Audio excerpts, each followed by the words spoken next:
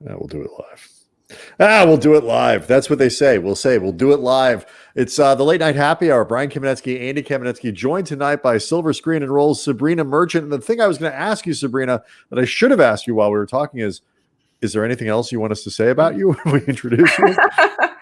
I feel like there's something you've been teasing over the last couple of days about me. But no, we're good. Well, I mean, Silver Screen and Roll and former Jeopardy contestants. Sure. That is really the number one thing on my bio at this point. Well, I mean, do you want to begin with basketball then, or do you want to begin with Jeopardy? Where would you like to begin then? Because you seem. Let's start with basketball. Okay, I was going to say you seem more prideful and frankly more anxious to talk about Jeopardy. So we want to make sure that we get in. I don't blame you. Anxious, I would say prideful, definitely. Prideful, okay. Well, I mean, you were on Jeopardy. There's every reason to be prideful. Andy and I have never been on Jeopardy. Well, there you go. That makes one of them. No, the closest I've ever come to getting on Jeopardy was when I was in college. And this might be this. I think it's definitely going to be dating myself. I don't even know if you'll remember what I'm talking about, Sabreena. But MTV used to have this game show called Trash. MTV is a television network that I'm aware showed music videos. They used to have this game show called Trashed.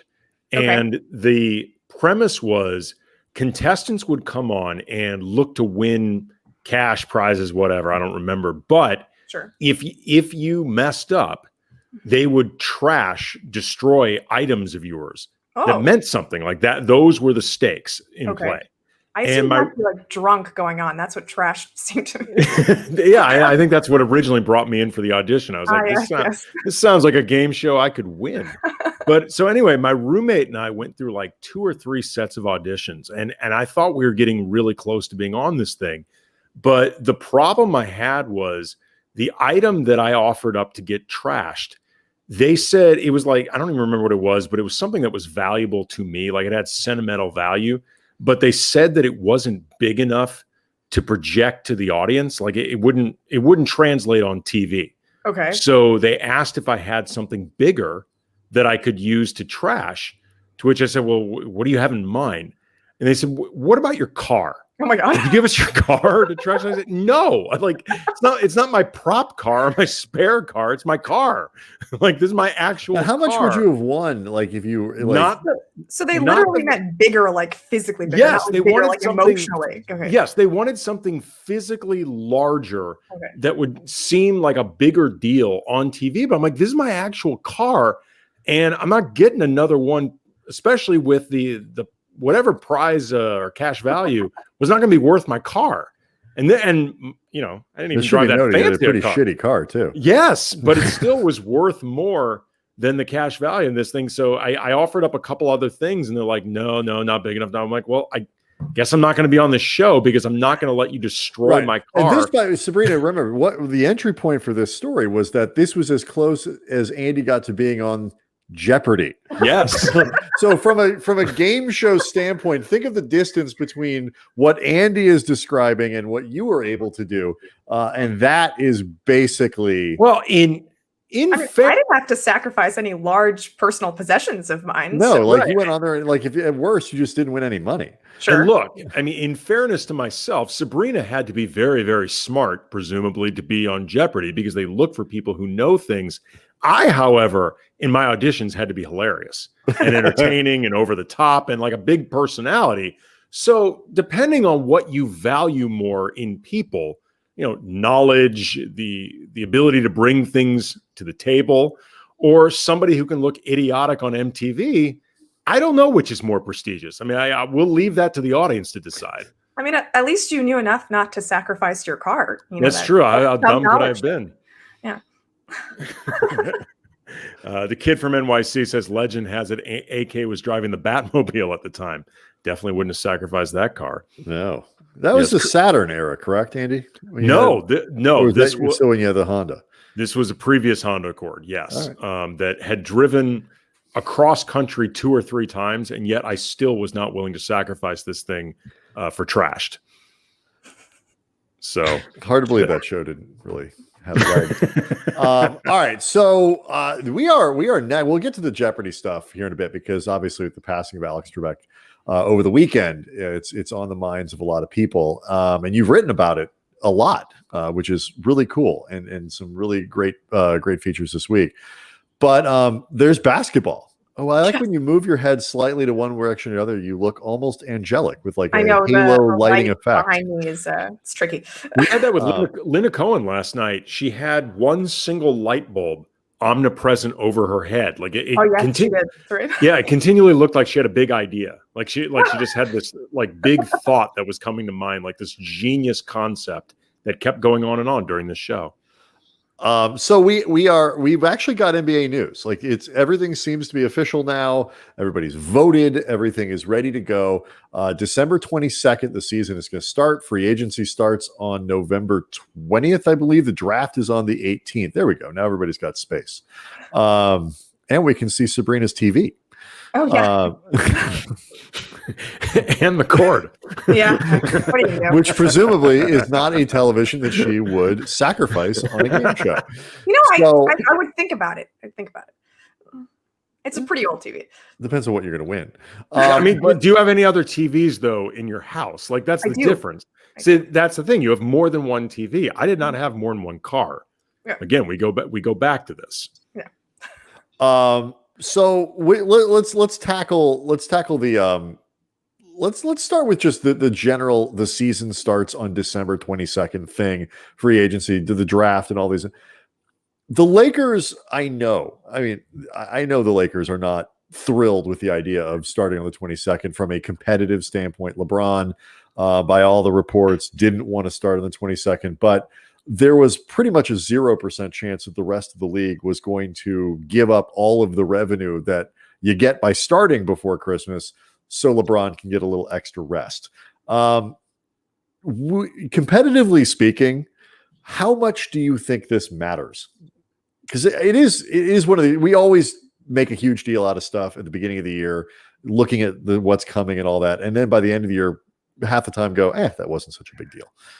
So I'm assuming that the playoffs are not going to be held on home courts. And if they are, then there aren't going to be many fans present. So the whole point of the regular season is to like build for seeding, right? And if seeding is not a huge concern without, home court, then I'm not sure it's that big of a deal that the Lakers probably aren't going to have as great of a record relative to other teams that had more than 72 games off during the offseason, 72 days off during the offseason. So you counted?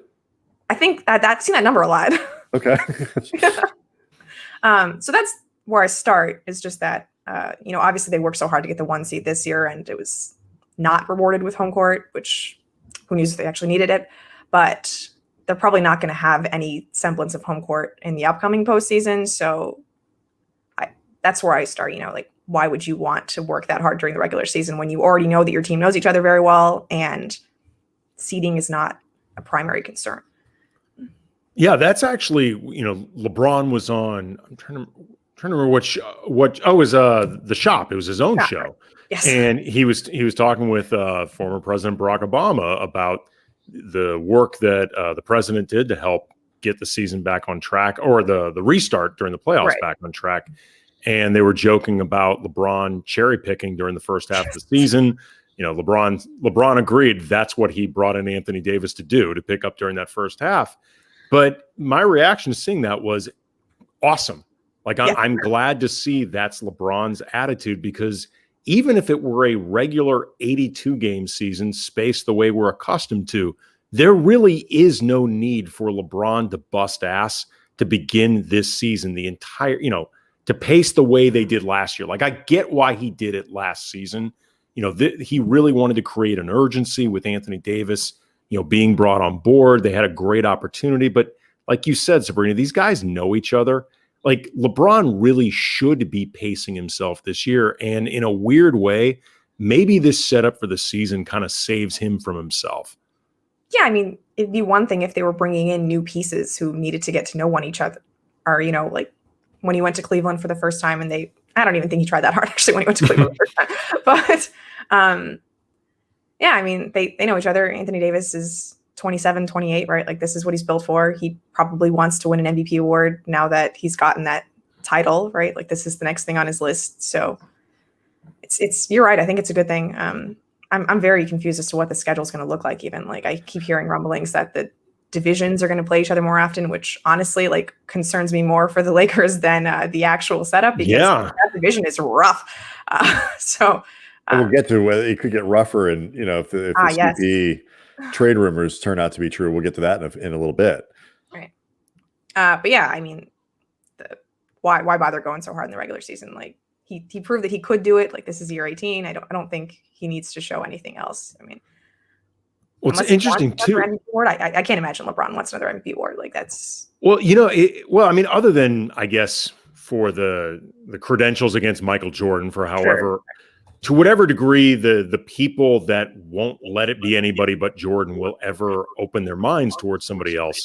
But it's funny that you mentioned that about Anthony Davis looking for an MVP award, because a lot of this gets set by narratives that are established at the beginning of the season. Right. And then the candidates mentioned in that either have to earn their credentials for it, or they fall to the wayside, or somebody has to buck up against the expectations. Anthony Davis is going to enter this season in that conversation for MVP. Absolutely. Like, I think he's going to be one of those people, which by definition means he'll have a chance. Yeah, totally. I think I looked at the odds a couple weeks back with Anthony Irwin over on our podcast with Silver Screen Roll. And he's in the top 5 already. Like it should be a foregone conclusion that he's going to be on that list. Like I'm not sure that he was coming into this season, despite all of LeBron's proclamations about how he wanted AD to win MVP. Like this are a little premature, I think. But after the performance he just put on in the playoffs, and the fact that I think, as we've been saying, LeBron is going to cede control of the team to him during the regular season, at least. Like this is his opportunity. It's as good as any, really. But the other thing about it too is it's not just LeBron and it's not just AD that are going to have to kind of chillax a little bit during the regular season. I mean, assuming Danny Green is back, he's going to. I mean, he was banged up to all hell. By the end of the playoffs, and if Dwight is back, they're going to have to take care of Dwight. The Lakers were, I think, I don't know if remarkably lucky is the right way to put it, because I'm sure some effort went into it from the training staff standpoint, but they got they were fortunate with their injury situation. Dwight stayed healthy throughout the year. LeBron stayed healthy, and AD stayed healthy. Really, Avery Bradley was the only guy, and Rondo, who just breaks his hand every 3 weeks. It's just he's got bone issues, I suppose. It's part of his process. Hand in the cookie jar kind of thing, right? Yeah. I mean, but other than that, for a team that was made up a lot of veterans, Kuz was banged up at the beginning of the year, and it's hard to project that happening again this year. So, especially again, since they're coming off such a short off season. So guys like Green, they're going to have to be careful with everyone. It's assuming they come back with a veteran team like the one that they had.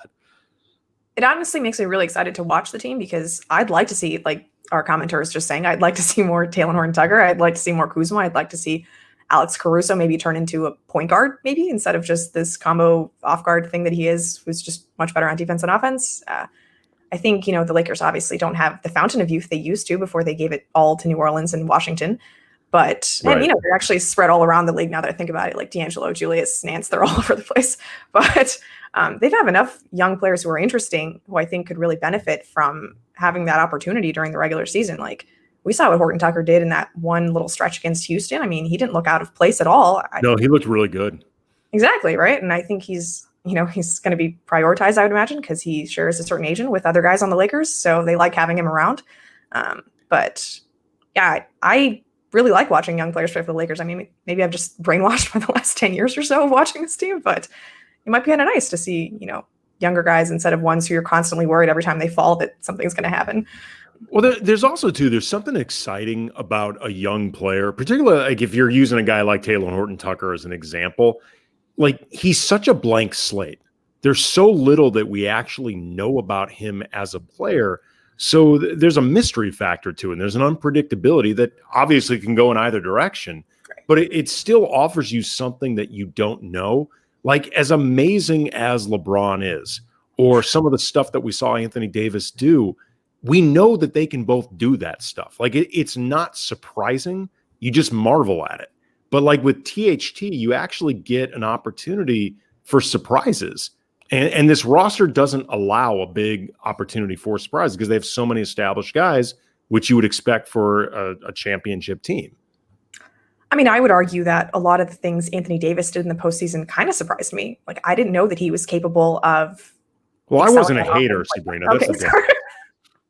I didn't doubt him. I mean, you know, maybe you were part of the, the doubting crew. I believe 50% on mid-range jumpers. That wasn't a thing that I was aware of with Anthony Davis. No, that was pretty good. I will give you that. That was pretty impressive. But you're totally right. The element of surprise is not really something that's there with Rondo or Danny Green or JaVale McGee or, like you said, just the majority of the players on this roster. I just wonder, like, the other thing too is like I'm assuming that, KCP will probably be back. And I'm assuming that JaVale's not going to opt out of his deal. I think Dwight probably gets a better offer and goes and plays somewhere else. I think Rondo is 50-50. What are you laughing at? The comment. Oh, sorry. It's really more in reference to Linda Cohen yesterday. Okay. Than you. I mean, obviously he's kidding about you hating AD. Clearly. But Linda admitted to a little bit of anti-Laker bias. I think Linda Cohen is an East Coaster. Of course, yeah. A Long Islander. Right. Nothing I think was. And it was more I think it was more, we were talking about, I made the point that I think for a Lakers team, especially, this is about as close as a Lakers team gets to actually being universally liked, where even people who don't typically root for the Lakers, even for people who don't typically like the Lakers, could look at these Lakers and at the very least not hate them, because they weren't, a glamour-based team, for all the streetlights versus spotlight shit that the Clippers were putting out all year. Like, they were an enjoyable group of dudes who played really hard and with zero drama all year long and whatever. And Linda did not accept the premise of my argument. No. And said, no, Brian, nobody likes the Lakers. And I think it doesn't matter the context. She's probably right, by the way. And in the context of that, I think people saw that as like the sort of expressing the overall uber hate that the world has for the Lakers. Anyway, you should have just watched the show last night. Sorry, but anyway, every night. What were we saying before? Because talking about potential free agents, the Lakers. Oh, right. Like the team's going to look, I think, could look very similar to what it did last year. So, the surprise, I'm not even sure how much room they're going to have for even surprises, like other than THC, because you got to figure most of what they're going to be doing is filled in with veterans, and I guess the 28th pick. Right. Yeah, I mean, I think there's a good chance that 28th pick doesn't even stay on the roster if the Lakers try to trade.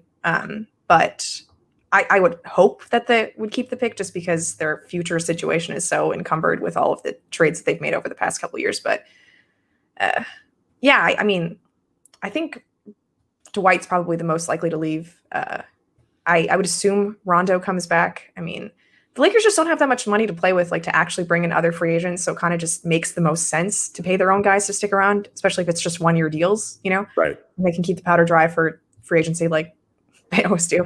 I'm just like, that's the other thing too. I don't see any need to do that because, you look at, we had Eric Pincus on our podcast over the weekend, and Andy and I have sort of, once you start looking at who's available outside of Giannis next year, right. Two of the most intriguing free agents potentially are LeBron and AD. Right. And if they're on the Lakers, there's only so much time the Lakers are going to spend pursuing them if they're already on the team. So it seems like a waste of time. Yes, it really does. So it's like, okay, you're gonna go down that road with Kawhi again? Like, are you gonna allow like Paul George a third opportunity at disappointment or not going? Right. And if the Clippers have a good season, Kawhi's not going anywhere. Right. And again, same with Paul George. So from there, it's like Steph Curry. Like, he's not going anywhere. The list actually without AD or LeBron, it's not actually that intriguing a list unless you really think you have a shot at Giannis, which I don't think the Lakers do. I haven't gotten that sense, but I guess you never know. But even if you do, Sabreena, like, how much better do you think the Lakers are right now than other teams in the conference? How big of a gap do you think there is? Oh, I don't think it's a large gap. I think the Clippers probably underperformed relative to expectation. I would expect them to be better this season, especially with Ty Lue, who kind of knows how to get this done. But I think they're better, but oh my God. I think they're better, but I don't think it's the kind of thing. Okay, I'm gonna fix this. There we go. This was too much for Joey Jojo's girlfriend. Right. Yeah, the comment says, my girlfriend had to stop watching because she has OCD and Sabrina's TV wires were making her hyperventilate. I'm sorry. They're not that. It's not that. It's one wire. It's one wire hanging down. People understand that the TV is not being suspended up by that wire, right? Right. Wires on the back too. Like, is that what that is? There's the TV, and it's like you got to plug it in somewhere, right? But the TV is not being supported by the cord into the wall. Like, I hope people understand. No, I think Joey Jojo's girlfriend just wants that thing to be hidden a little bit better because. But I'm sorry, I think there we go. Yeah, I didn't consider this when prepping for today. In the quad cam last time, it was not immediately visible, but I had all these wires. Sector Cruz says they should see my room. I just think the pandemic has really put a lot of pressure on people to pay attention just in crazy ways to what their rooms look like and in unfair ways, especially in LA. It's not like, all of us can run around in like 6-bedroom places where like we have our Zoom area. Like you got one room, like this is the room I can do this in. I got blinds behind me. You know why? Because this is the room I can do this in. So, gap between, anyway, back on schedule, gap between the Lakers and who? How much better than the Clippers? How much better than Denver? How much better than Golden State?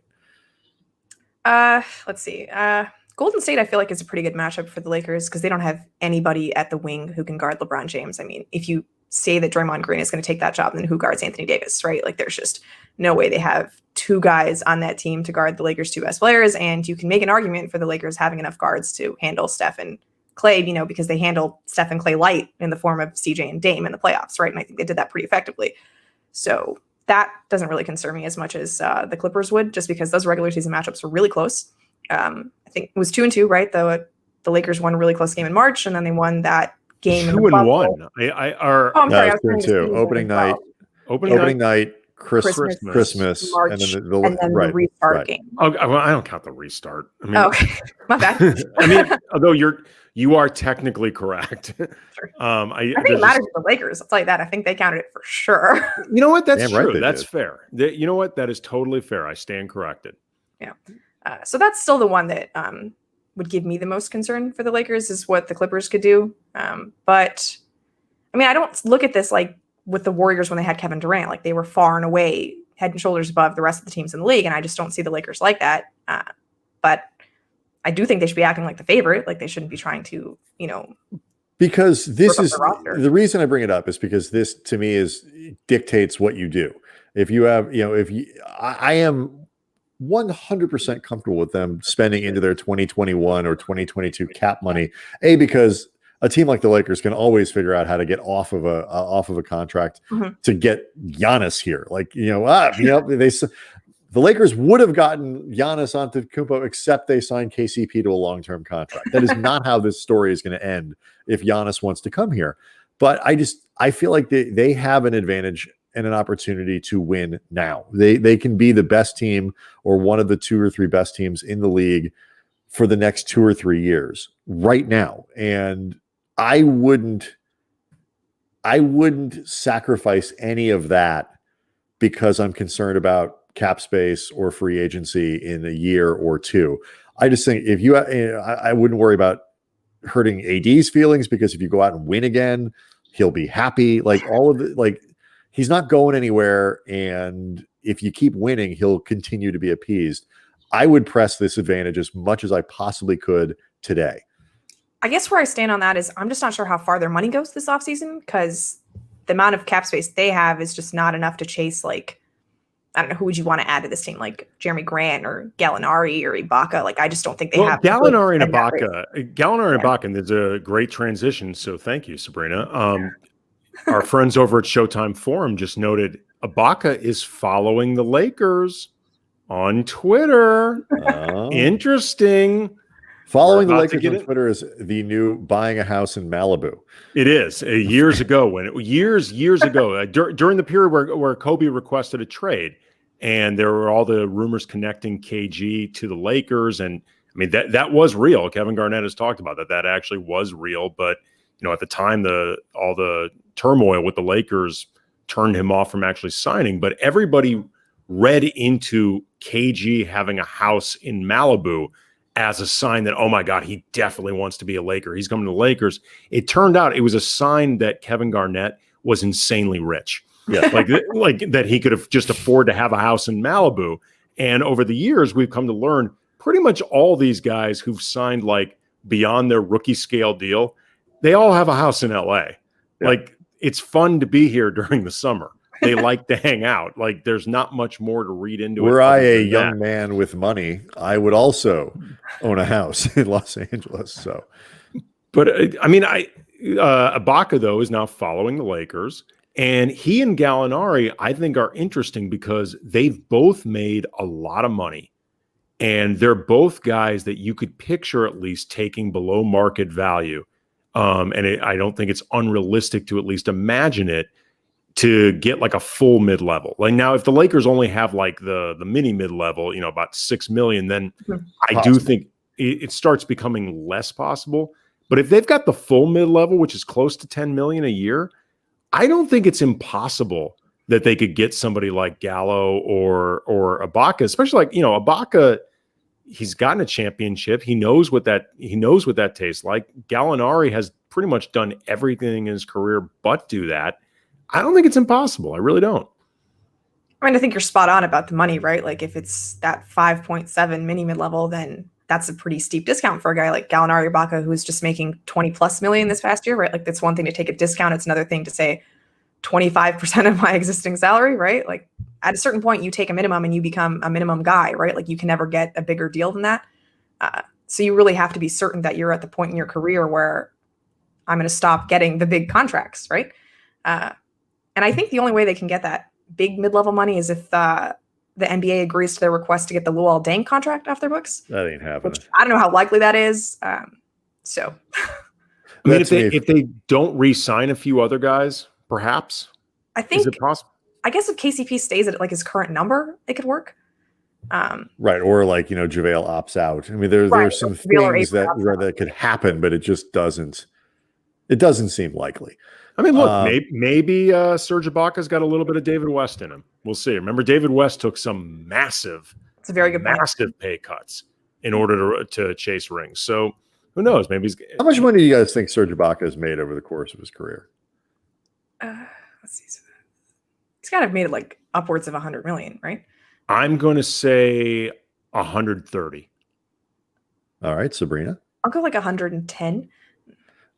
Neither one of you, were this The Price is Right, would be able to collect. Serge Ibaka has made $96 million. Really? Which is, as you put it, Sabreena, upwards of $100 million. I thought he made more. I'm surprised. Wait a minute. Current contract 1920. They didn't put it. Come on, Basketball Reference, step up your game. Close. It's about 120. Okay, well then Sabreena actually went closest without going over. Right. So now you actually win the Showcase Showdown. I mean, that's a lot of money. This is my favorite game. This is my favorite thing to do as a basketball observer, is decide when other people have made enough money to come play for a team that I find interesting. Yeah. Like, purely for my enjoyment and interest. I'm going to be ashamed and embarrassed for Serge Ibaka if he doesn't take this pay cut in order to make my time observing the Lakers more interesting and more fun. Like, I mean, it's kind of a disgrace. That was actually, you remember these moments, though, with like teams and Kobe and players, like the derision that Lakers fans would heap upon players who wouldn't play for the minimum to play with the Lakers and Kobe. Like, they could go play for like $37 million somewhere else, or they could come win a ring with Kobe for 2.2. And like, what? Obviously, you don't have the makeup to be a Laker. Gallinari, by the way, has made almost 138 million. So, I mean, he really is in a position where if he wants to chase a championship, unless he's been really, either really irresponsible or the most, philanthropic person on the planet, I think he can afford this. I'd like to think that with $138 million over his career, he can afford to take a pay cut. Okay, but let's assume the big guys like that. Sabrina's correct, and the big people are off the table. I happen to have a list of people that feel like if you want to go with your list, Sabreena, let's go with yours. I will be the arbiter of whose list is better, since I do not have one. The first guy on my list was Justin Holiday. He's the first guy on my list. I'm not kidding. I'm not joking. He's an LA native. I mean, yes. I love to think of those guys. I love the Holidays. Mm-hmm. Obviously, I don't think the Lakers are in the mix for Drew, so you get the next best. No, it would be very, very difficult for them to get it. And I guess with a guy like Justin Holiday, are you assuming that Rondo's gone? Because they got a lot of guards. I just think of him as another 3-4. He's a wing. Yeah. Is he more of a 3? He's a wing. 4? No, but he's a bigger wing. Point guard. No, I know that, but I mean, I've always thought of him as more of a 2. Yeah, 3 and D. No, he's a 3. Yeah. Okay. Yeah. Fair enough. You're thinking of Justin Holiday, Andy, not Drew, right? Yes, I'm thinking of Justin Holiday. Yes. Well, I'll say this. Lauren. No, I'm not thinking of Lauren either. He's got the most offensive firepower out of any of them. Let's be clear. No, no argument. Yeah, he's 6'6", 180, and his nickname is the Fireman. 6'6", 180. He's skinny. I mean, okay, let's. But he's still 6'6". He's not a 3-4. Okay, I'm calling bullshit on the idea that he's a 3-4. He's actually 180 pounds. A small ball 5. I weigh. Indiana played 5 pounds more. He weighs 5 pounds more than me. He's not a 4. That cannot be right. According to ESPN, it is. I actually consider him a 6. He's 6'6", 180. There is no way that guy. I mean, you got to play super small for him to be a 4. He's definitely a 3. He's a 3. Yeah. Okay, we can. But he's not. What he isn't is Rajon Rondo. So I mean, I just meant backcourt congestion. That's all I meant. Was just the idea. You play him. He sucks up maybe some Danny Green minutes and some of these questions about who the hell do the Lakers have on the wing. He's a good defender, and I like Holiday because he's actually one of the guys on the list that I wanted them to sign last year instead of Avery Bradley. Right. So I'm all for that one. Okay, Sabreena, let's see if we have the number 2s, the same number 2s on our list. Okay, so I'm also not sure about how much money this guy wants, but Paul Millsap was on my list. Paul Millsap was on my full mid-level. Yeah. He's a tricky guy. I think he's one of those guys that seems like maybe he'd take a little bit below market value for a full mid-level, but not at the mini mid-level. Yeah. I mean, I think he could be an interesting fit though. If he was really willing to take a deep discount, same kind of deal in order to get a ring, I think he and AD could play off each other really well. Yeah, definitely. Plus, I think it'd be nice for Millsap to just not have to play against LeBron after all these years. That is true. Poor guy. I mean, oh my God. That came all the way to the West to get away from him, and then LeBron follows him 1 year later, and then you know what he's like? He's basically like a member of the Raptors that never played for the Raptors. Because those poor guys just got tortured by LeBron, or like a member of those Frank Vogel Indiana teams, right? Yeah. But yeah, I mean, you're right. LeBron is like a ghost that haunts Paul Millsap everywhere. That poor guy. So you're right. That could be useful for him. Anyone else? Next on the list, Sabreena. I had Mo Harkless on my list. Oh my God, he's on my list too. He's not number 3 on my list, but he's one of the big guys I would be interested in that $6 million pay scale. The Lakers don't really have a true small forward. He's not going to get. Mo Harkless isn't going to cost you all $6 million of it, right? I think he's going to cost. He's making 11 this year. Yeah. So he's going to cost probably about $6 million. Maybe 5. I should have been an NBA player instead of this. What do you think of Sabreena? And I don't know if he's on your list or not, JaMychal Green. I just assume he's going to go back to the Clippers, so I didn't include him on my list. Okay. But I like him a lot. He's very much in that Markieff Morris mold, but I think I would have said he was a more consistent shooter, but I don't actually think that's the case. Keith was pretty solid on the Lakers. So, well, no, he wasn't until he was. He was actually very consistent for a while in the sense that the ball never, ever, ever went in. He was very consistent about not making 3-point shots. For the second game against Houston, and it all changed. Right. Yeah. I mean, then he became very consistent about never, ever, ever missing 3-point shots. But, to say this is what I think is so fascinating about the Lakers championship run is it's not that the concerns weren't justified heading into the bubble. Like, I'm sorry, Lakers fan, if you assumed and you just knew that Rondo was going to be what he ended up being in the playoffs, you're lying. You had no faith that was going to happen. And, Morris wasn't good at all in the regular. Like, we were all sitting here looking at this team going, they might need J.R. Smith to contribute. Like, that was a sentence that people said out loud, or Dion Waiters or whatever. And those things didn't have to happen. Because Morris and Rondo were really good. Like, I don't know if you can guarantee that those things are going to happen again. I mean, I think Rondo is a far surer bet than Morris, just because there is that whole playoff Rondo thing, which I'm kind of starting to believe. There's a lot of evidence in that corner. But man, I believe in that one run. I mean, he played really, really well for the Lakers this year. I mean, even if you think playoff Rondo is mythology bullshit, it wasn't this playoff run. Oh, he really was good. He was fantastic. Yeah. All right, here's one that people are asking about. Let me see if I can find it. And this would be a trade. What do y'all think of Derrick Rose? I'm not a fan. I like that everyone on the Lakers can play defense, and Derrick Rose is not a guy who plays defense.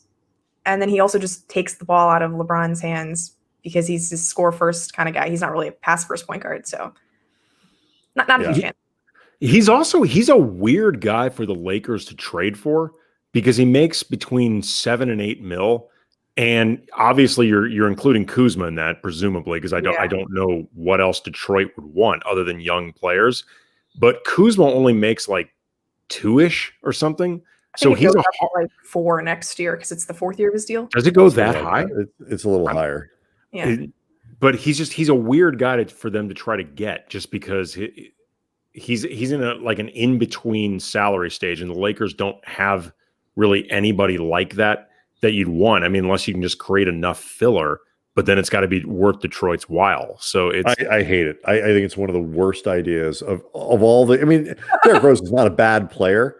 But of all the players that are out there that get thrown around and semi-attached to the Lakers, I actually think Derrick Rose is probably the worst of all of those ideas. I couldn't believe that there was that report that the Lakers offered Caruso for Rose last year. Oh, hell no. Freaking mind-boggling. I don't understand how you could possibly evaluate the roster and think that would make the team better. But it's a really bad idea. And Kuzma makes 3.5 for next season. So, again, it would be really helpful for the Lakers in a lot of ways if Kuzma made a little more money.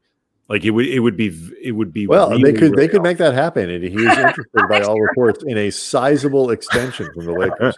That was that's one of my favorite headlines I've ever seen, ever. Kyle Kuzma is interested in a sizable contract extension. I was very proud at our site. We posted that back to back with he got in the gym 11 days after the title. 11? Why 11? I guess there's a week to celebrate, and then you take a COVID test again. I'm not sure. I mean, I would just tell everyone I was back in the next day. I mean, if you're a guy looking to get Jimmy Butler was. Yeah, if you're a guy looking to get an extension, just say you were back in the next day. Like the minute the plane landed, and they know. Just the minute. I just don't know. How does this become a news story? Kyle Kuzma would like to get paid much more than he's currently being paid. So would I. I mean, who doesn't want that? Yeah, I don't know.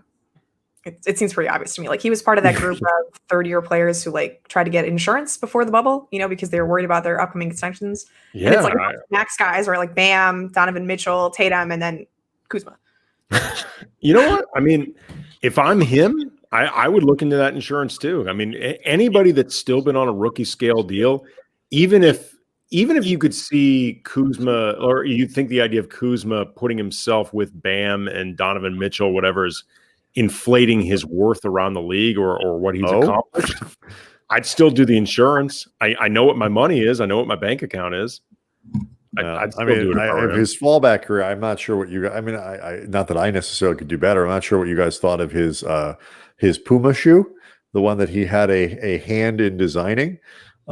It's kind of ugly, to be honest. So he does probably need to get paid whatever he can while he's in the league, because shoe design, I don't think, is necessarily. And then from the guy who brought you the mesh shirt, we did touch on it a little bit earlier, the notion of what the NBA might do with the schedule and how they're going to do travel as COVID cases continue to rise around the country.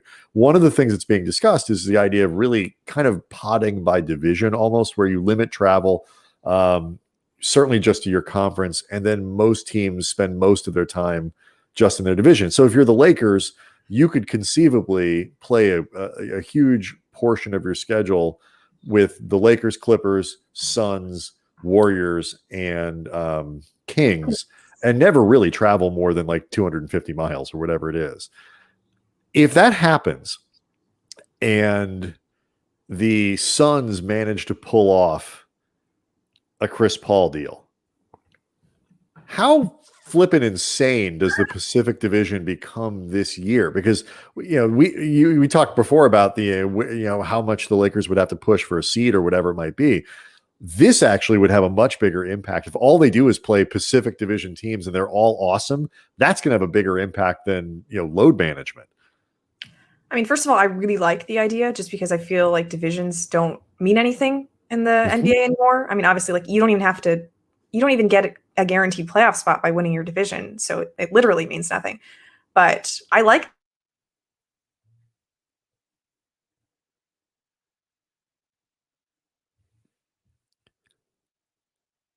We lose Sabreena's volume?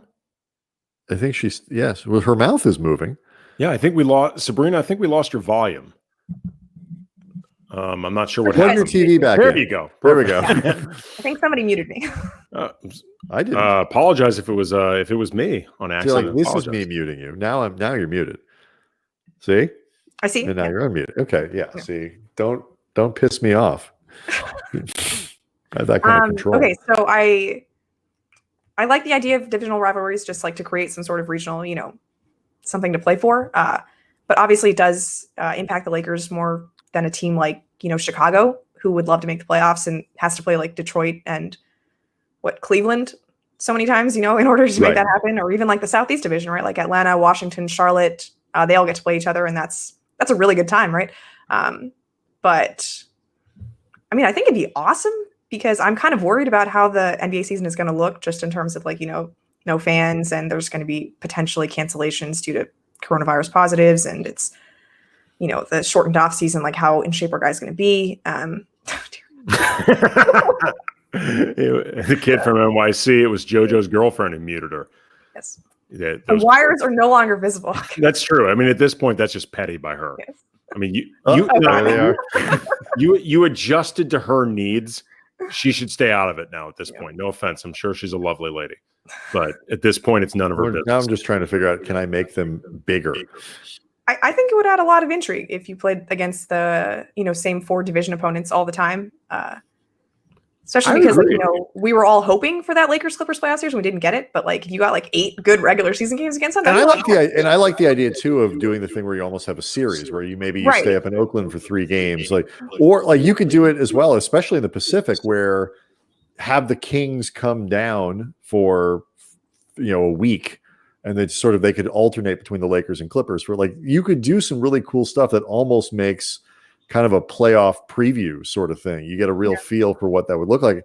I think it's a great idea. And it's one of those deals, it's sort of like the play-in tournament, where when we're done with the pandemic, which, knock on wood, will be a thing that is true one day, the NBA, I think, in other sports will be able to take certain little workarounds that they had and apply them to non-pandemic seasons. This could actually be one of them. I'd much rather see them do that than go play the Pacers once. Who gives a shit? It's funny, like they did something similar in baseball this year, right? Like the NL only played the NL, and I think they mostly just excluded interleague, and then they played their division a whole number of times. And then you saw some like really crappy teams make the playoffs. Like I think all of the Central Division teams were eliminated in the very first round because they were just beating up on each other the whole season. So I'm sure something like that would happen. But ultimately, I think the best teams end up winning, So. Well, plus Have also you guys, too. I'm sorry, Andy, go ahead. I was just going to say, if you're like us and kind of basketball geeks, it's fun to see teams have the ability to really adjust to each other and to learn each other, and you see how that ends up a progression over 3 games, 4 games, like however many it would be during the regular season. But I actually think that familiarity makes it more fun than, you lose a little bit of variety, but at the same time, you're losing the variety of Lakers Hornets, perhaps, like during who cares? Some of these games that you lose, there's not that much intrigue to begin with unless that other team is just really, really good. I think this could be potentially really, really cool for people who just love basketball and love to really get inside all these different matchups and things like that. Really? And then it's kind of fun if you get to the finals and you have 2 teams that didn't meet each other at all during the regular season, right? Yep. Like with the Dodgers and the Rays, right? Like they hadn't played each other at all during the regular season, and then it was just sort of a blank slate to start the World Series with. Have you guys seen who goes out, the reports of who goes out the door if in the CP to Phoenix? Because I don't think anybody, even I know it's a huge contract. I think given what the Lakers have available to give up, if they could somehow get Chris Paul, I don't think Lakers fans would object to that. If they do, they're just being stupid. But who goes out the door in a Phoenix deal? I think it starts with Rubio and Oubre. Yeah, that's where the base of the money. That's the and then foundation. there's like some sweeteners attached. Yeah, it's a question of I think most of the reports I've seen, or I think just looking over the roster and kind of common sense, would be Bridges or Cam Johnson in terms of who OKC might try to grab. Probably wouldn't get both of them, but it's like, could you get one more of those guys on top of Oubre and Rubio? And then it comes down to how much does OKC either want Oubre for themselves, or how flippable of an asset do they think Oubre is moving forward? Very flippable. I actually am a huge advocate of this trade because Oubre to Oklahoma City would be fantastic for my fantasy team, and I have him as a keeper. That would be, and I understand why Oklahoma City would do that. They want to, just to get off his salary is going to be difficult, and you can't necessarily ask for the moon to do it.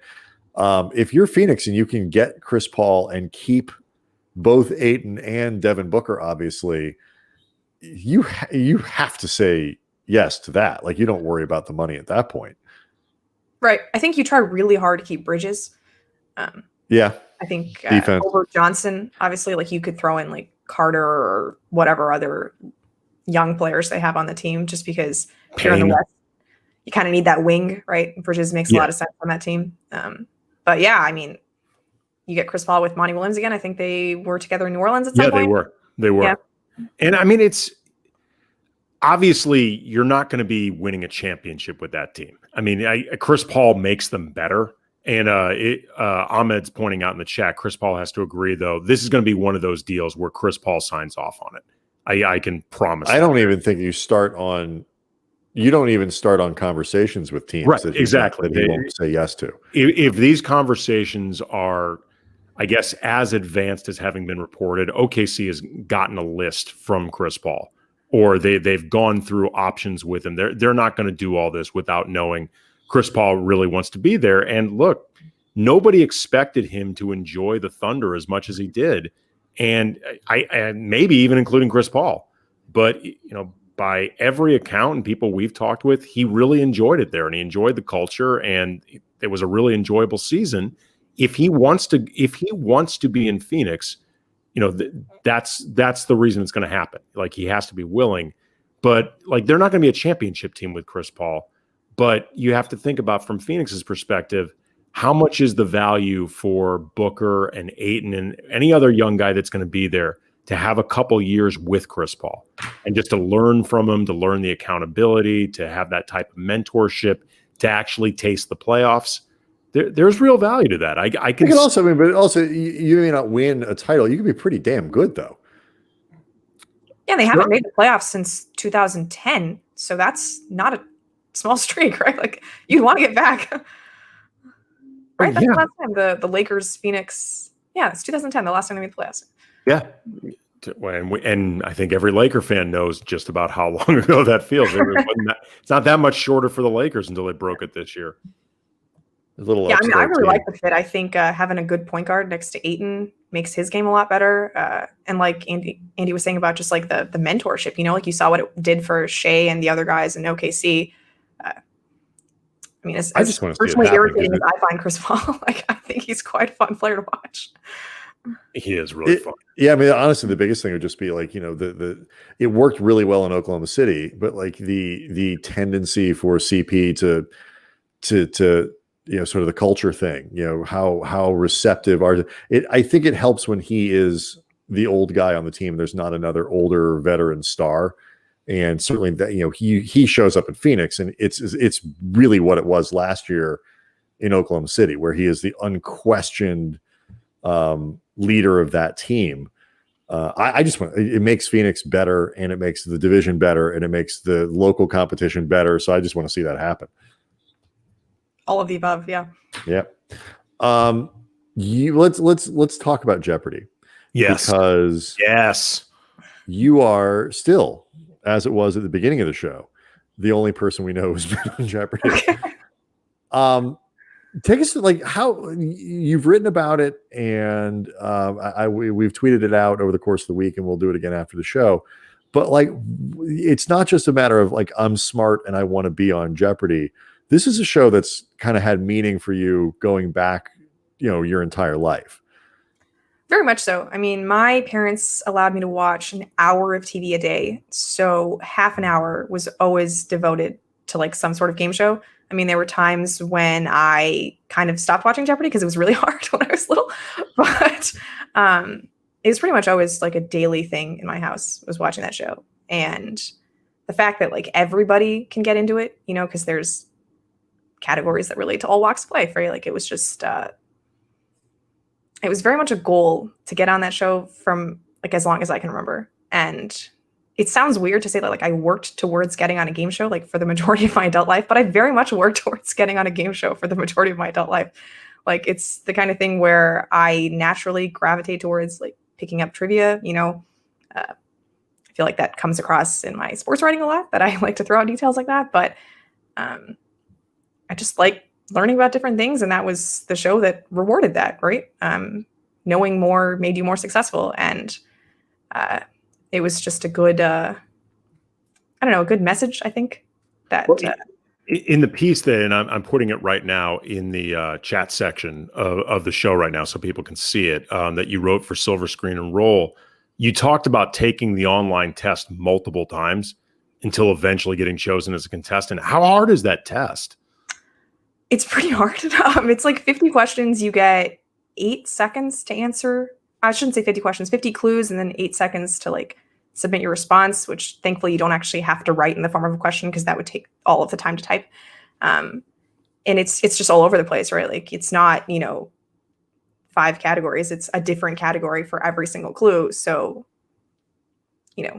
literally everything in the world is fair game for this test.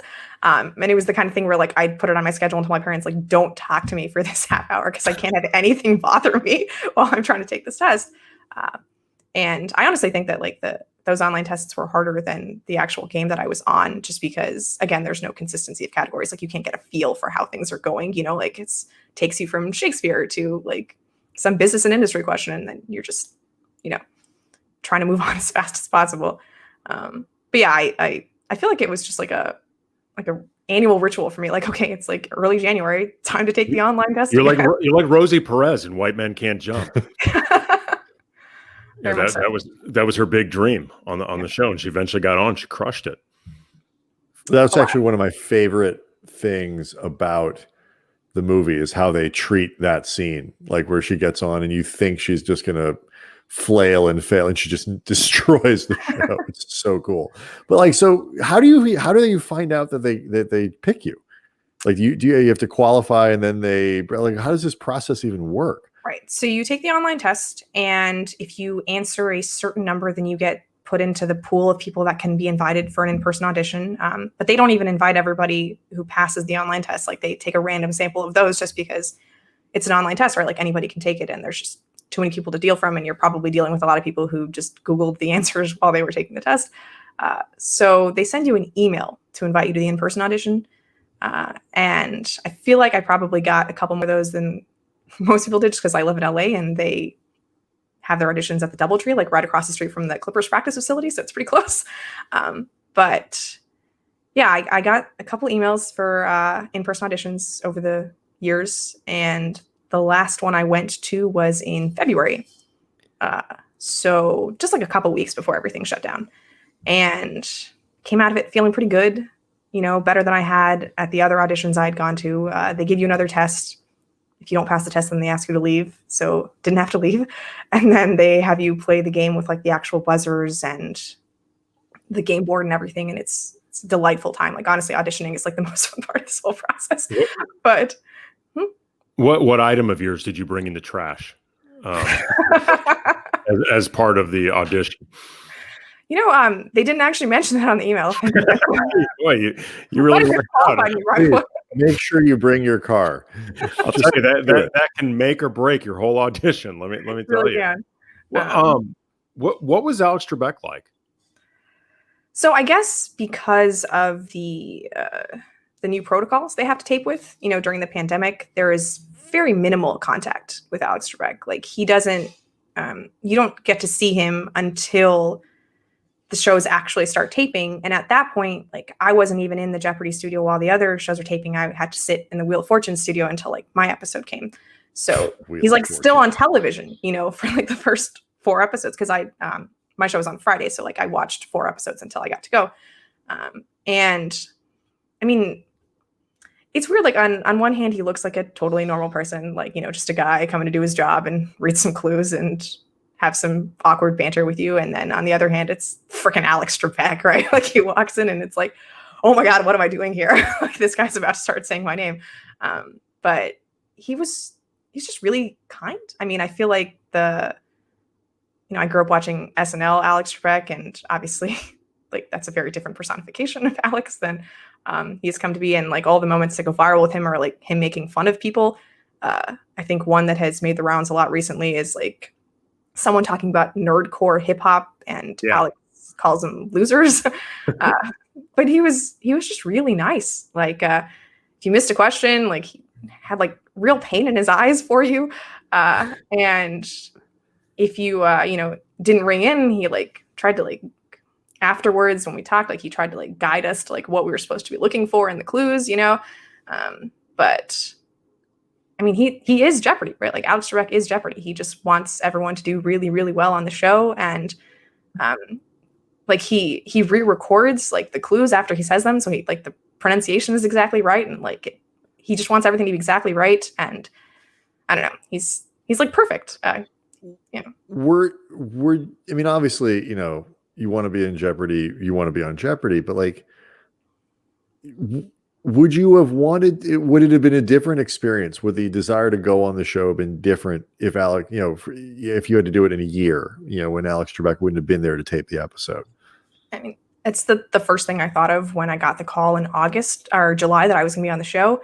I thought like, oh shit, like it's during COVID, like I can't invite any of my friends to be there, but then I was just like, well, Trebek is still taping, so like it's fine. Like this is what I wanted. I wanted to be on Jeopardy with Alex Trebek. I mean, I've actually been on the Jeopardy spinoff that Dan Patrick hosted, the Sports Jeopardy one.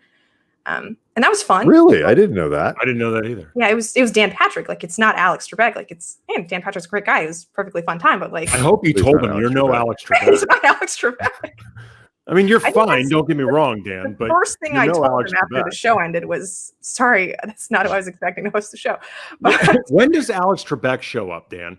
I'm waiting for Alex Trebek. Like, is it after the taping? Like, when do I meet him?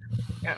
But yeah, that's what I wanted to do. I wanted to be on Jeopardy with Alex Trebek. I've only ever known Jeopardy with Alex Trebek, right? Like he's hosted for 36 years, so that's my entire lifetime.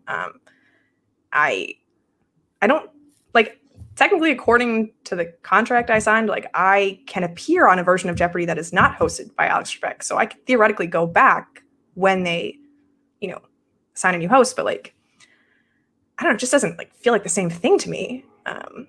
That's the show I wanted to be on, the one that he hosted. Yeah. Has your episode aired, correct? Yeah, it aired in October. Okay. And you finished second? I finished second, yes. That's pretty good. Better than third. Yeah, I was thinking about when the news broke of his death, like his appeal as a host, because I'm like you, I'm a huge Jeopardy fan. It's probably my all-time favorite game show, and he was so great. And you mentioned before, like the losers joke that he had about that nerdcore hip hop, which I happened to be watching that episode when it happened. It was very, very funny. But he had this great way of being really smart and having this really acerbic sense of humor, but it never felt too mean. It never felt too haughty. Like it never felt like he was lording intelligence over anybody else. Or, there would be times where you could feel his like, really? If somebody misses something that you thought was kind of obvious for the caliber of guests that were on there, the contestants, but he never made people feel bad about it. And he always seemed interested in the guests' lives or the contestants' lives. And, when he'd ask them questions about them, and he made learning really fun. Like, I mean, I've watched Jeopardy with my daughter, she's 9, but I remember watching it when I was 6 or 7. And there were a couple times where she guessed the answer before all of the adults in the room. And I mean, her face lit up when it turned out she was correct. And he was a really unique presence for a type of game show.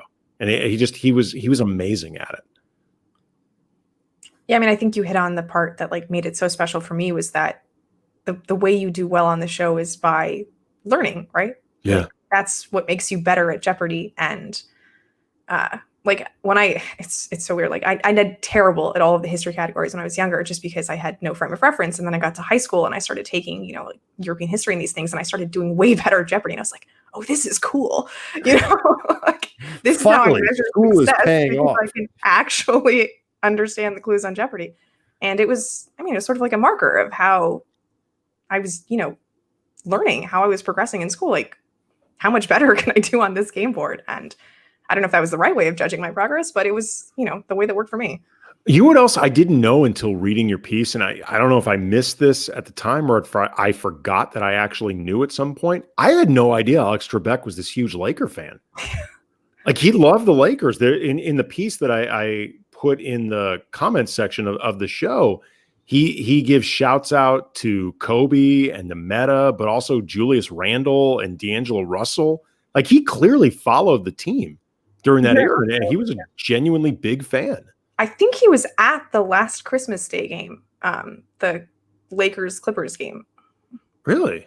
Yeah, I think he was there. That's I, cool. of course, was much more excited by Michael B. Jordan, but in hindsight, I regret that.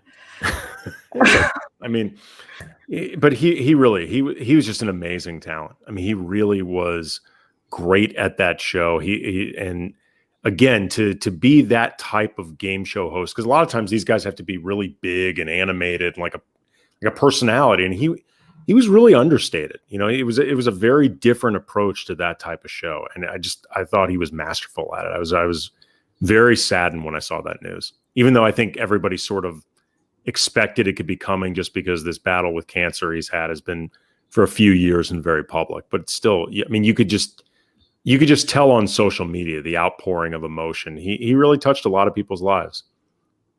Yeah, I mean, I think the last episode that aired before he passed was this Indian guy who said that he learned English by watching Alex Trebek, and that's, I mean, like, what greater compliment is that you inspired someone to do that? Yeah, that clip, it's easy to find if you haven't seen it. It's terrific. It's really, and you can see how touched he was. You can see. Cool. I mean, it's, again, like, how do you?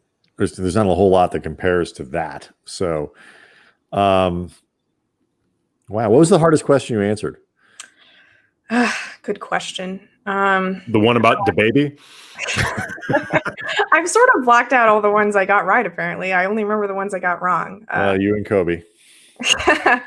I rewatched my episode on YouTube the other day, actually. So let's see. Like an athlete watching film? I know. It's very proud. You could just casually drop that into conversation. I was just rewatching my episode of Jeopardy on YouTube the other day. I like to say it that way instead of on my DVR, because then people can say, "Oh, can I watch too?" You know. But let's see. What was the hardest question I got right? There was a before and after category that was really fun. One of the clues I got right was when you were sitting in the Wheel of Fortune green room, did you see any Wheel of Fortune people? And if so, did you kind of sneer at them because, you know, they're sort of lesser than the Jeopardy people? I assume that the Jeopardy people hold the Wheel of Fortune people in some degree of contempt. I would assume so as well. But they tape on opposite schedules. So like Jeopardy has 1 week, then Wheel of Fortune. I did get to see the wheel, which is much smaller than I anticipated. Yes. And there were several signs on the wheel that said "do not touch." And because I had not taped yet, I was terrified of angering the Sony people. So I agreed and did not touch the wheel. Okay, so now that you've done Jeopardy, if you could pick one more game show thing to play, what would it be? And then we'll let you Supermarket Sweep. Really? That's the Leslie Jones just is she just doing a started rebooted version of that, correct? I had lots of strategies about Supermarket Sweep. What is happening? This person has in the form of a question. This person has no regard for people with OCD, who is Sabreena Merchant. Oh my god, that's funny. What's your real quick before we let you go? What's your strategy for Supermarket Sweep? You got to get all the meats first. Hoses are a good one. I haven't watched in like 20. Like wait, hoses? Hoses, yeah. Like garden hoses? Yeah, garden hoses. Yeah. Why? They're just worth a lot of money. Okay. I'm talking about like the very end, you know, when you just have to like I don't even know the rules. I just want to play Plinko. That's right. My goal in life. Plinko. Supermarkets sell hoses? In the supermarket, there are hoses for sure. Okay. I was going to say, I mean, I've been to a lot of Ralph's in my day. I've never seen a hose in one. And maybe that's how they roll at Whole Foods or some of these more upscale ones. But now that you mentioned it, I also have never seen a hose in a Ralph's, but it's very much a thing on this televised market. Okay. All right. Oh, yeah. And then you got to do all the special, like where they like say like which particular breads you need to get for the bonus. You know, you got to do those things because those add up real fast. Okay. That sounds hard. Just give me Plinko. All right. Sabreena Merchant. You find all of her work at Silver Screen and Roll. She appeared on a podcast with Anthony. I was sorry to hear that. It's actually a weekly show with Anthony. Nobody should have to do that. Yeah. Wow. I mean, you're not selling it. I'll just tell you right now. Literally every show starts with Anthony saying, like, I can't believe people are still listening to this. Yeah. Me too. Apparently they are. Yeah. Anthony's pumping out podcasts every day. True. I mean, that guy is just a podcasting machine. He's that guy, it's unbelievable. He's a human podcast factory. It's like CC. Yeah, I'm on Silver Screen Roll, and then I cover the Clippers too at our SB Nation site. So. Don't hold that against her, people watching this right now. The coverage is very good too. Even if you like to make fun of the team, the coverage. Even the Clippers sometimes deserve words. Tomorrow, have you seen the movie Dazed and Confused, Sabreena? I have not. Oh well, you're going to want to do that before tomorrow. And apparently read the book. Yes. At the very least, just see the movie. Yeah. Tomorrow. Yeah, go ahead, Andy. Tomorrow we've got Melissa Merritt. She's the author of the oral history of Dazed and Confused. The book is called All Right, All Right, All Right. It comes out November 17th.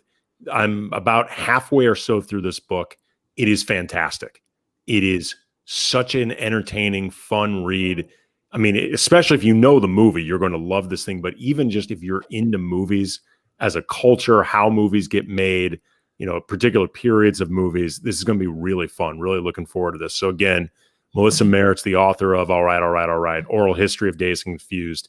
She'll be on with us tomorrow night. Really looking And Jordan Rodriguez talking NFL, Rams at the halfway point, NFL at the halfway point on Thursday and Friday. to be determined. So we will see everyone tomorrow night. Thanks for coming. Dank u, Nederland.